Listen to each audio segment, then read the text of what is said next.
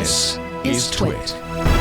It's my story of the week, and I am talking about Twitter this time and its Fleets feature. So, of course, insert all of the fleets puns here. I'm not clever enough for those. Sorry. Well, yeah, we'll move on. Those, I have to say, they're not very clever. They're very obvious. So we're moving on from those. Twitter has made the decision to shut down Fleets, I think, only a month or so. It's been a couple of months. It's been a couple of months. Yeah. I think maybe. Oh, yeah, it was 8 months ago, I guess. It's been that long? Yeah, I thought, see, it feels like it's not been that long.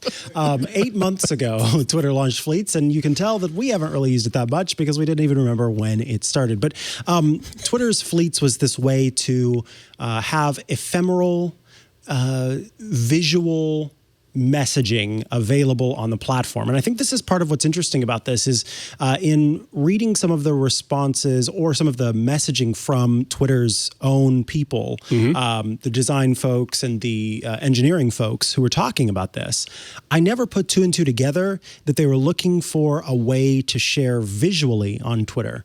That's what this was for. So I always saw it as, it was attempting to be what Snapchat does, what Instagram does, what these other platforms do.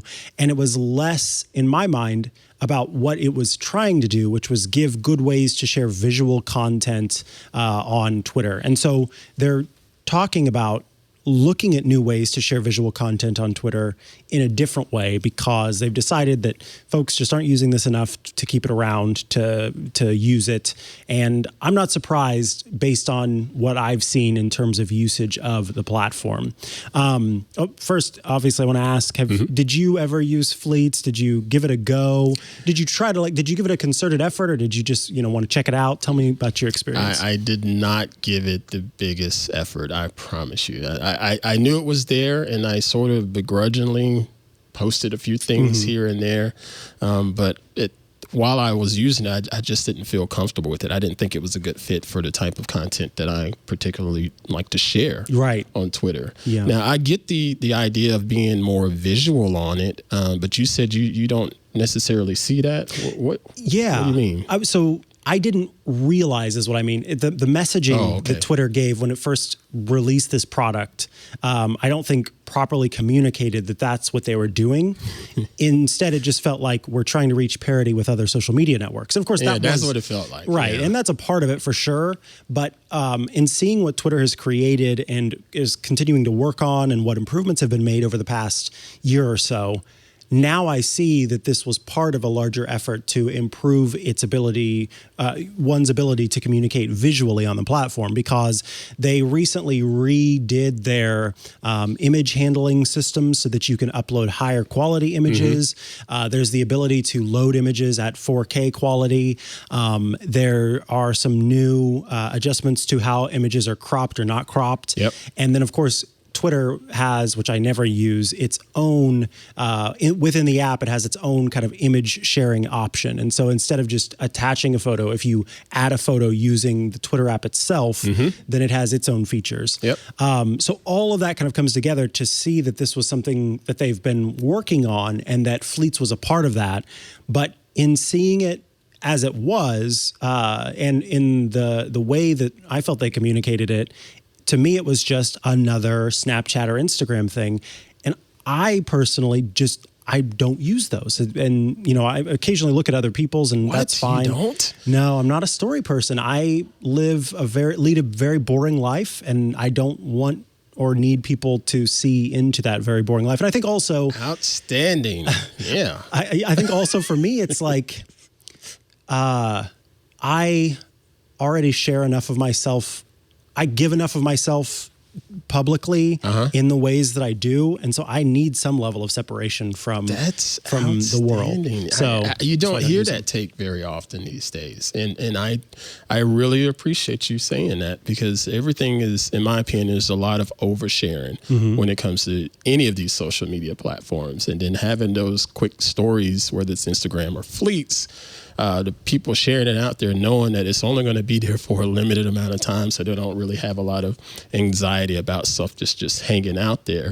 I'm with you. I will use I attempted to use Fleets to be more of a visual, behind the scenes look of things going on in my life, because I admit my life outside of work is pretty daggum boring to most people. So I don't really have much to share, other than a little tiny dog trying to fight and play with a really large dog in the house. That's about it. But that gets old because they're not cats. And we all know cats rule the internet. For some reason that I'll never understand.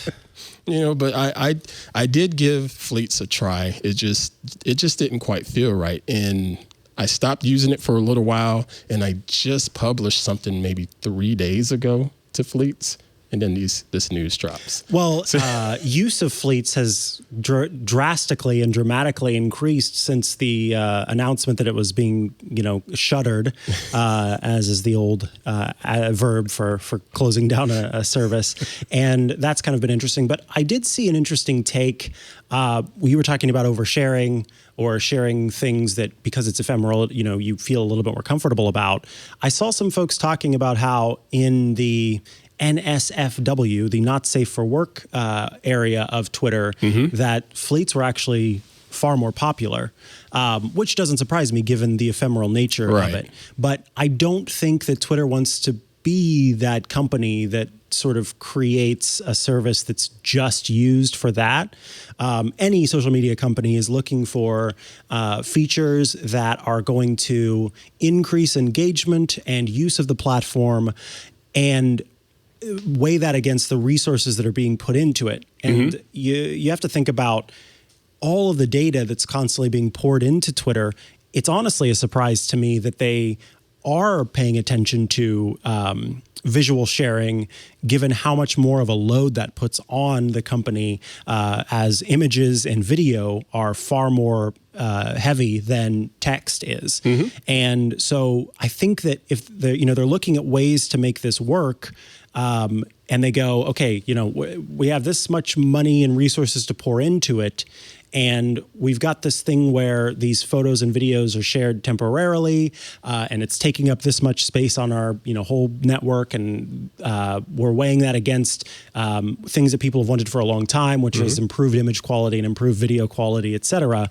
Let's maybe take those resources and apply them there, because if there's one complaint I see so often, people will, if they're constant, anytime someone posts an image or something on Twitter, particularly like vector images or high quality photos, they're always talking, Twitter crushed it, Twitter ruined it, Twitter this, Twitter that. So they'll share a link to an external site.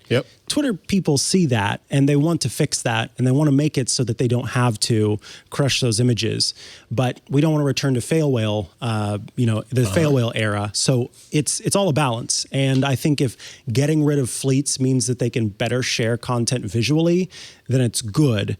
But I'm curious in general about your thoughts on companies canceling products or services. My personal thoughts on this one in particular is I think that it is good for a company to swallow its pride and kill its darlings, as it were.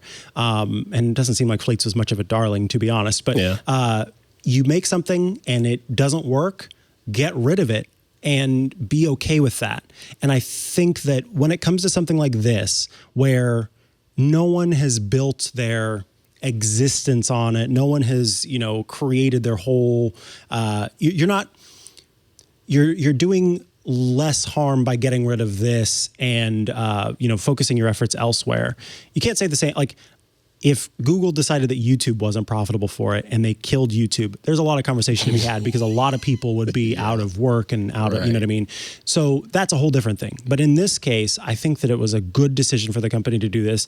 And I don't fault them for iterating in public, because it's not something they do a lot. And it's not like you mentioned earlier, Google, where it seems like you can't ever count on something that Google makes. This platform isn't going to make it so that I can't communicate with my family, which is what happens when Google cancels every single messaging service they ever have ever. So it's different in that way. But I'm curious, your take on Twitter canceling this, if you think that's a good move, and kind of your thoughts on companies canceling things when they feel they're not working out.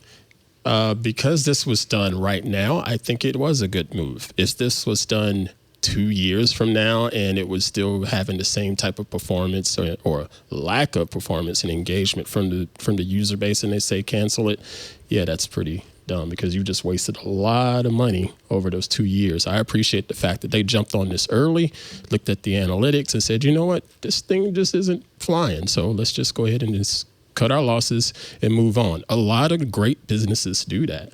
That's the best way to go, just to go ahead and cut your losses and go ahead and move on to the next big thing. Far as the sharing visuals on Twitter, I think this is growing now because of what Instagram has done recently with this algorithm, and far as it's pushing more video content versus photos and so forth. Twitter is starting to grow in the photography community.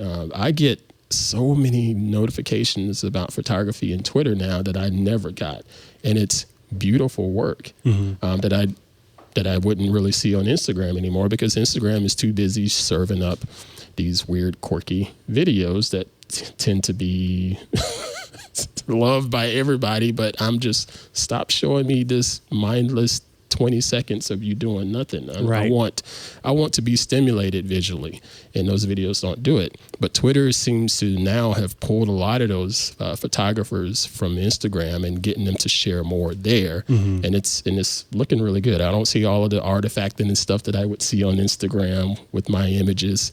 It got to the point with Instagram, I had to figure out what the exact quality it is when I do my export, because I have a preset in Lightroom that says Instagram. Gotcha. And so that you do the right size and resolution. It's got the proper resolution, and it's got the right quality, because if I do anything more than that quality, I see artifacts. It triggers the compression of Instagram, and then Instagram crushes it. Yeah. And it looks so bad. The edges are all jagged and stuff, and it looks terrible. Yeah. But I get why they have to do that, because it's all about profit platform. for them. Yeah, it's a huge platform, and that's a lot of photos. A lot of photos. Yeah, a lot of photos. Well, folks can continue to check out Fleets until August 3rd. The Verge says that on August 3rd, instead of seeing Fleets at the top of the feed, you'll start to see Active Spaces, which is Twitter's communication platform that's a lot like some of those other audio chat room applications that are out there. So until then, I guess, send out a Fleet if you want to and check it out. But it is definitely going away.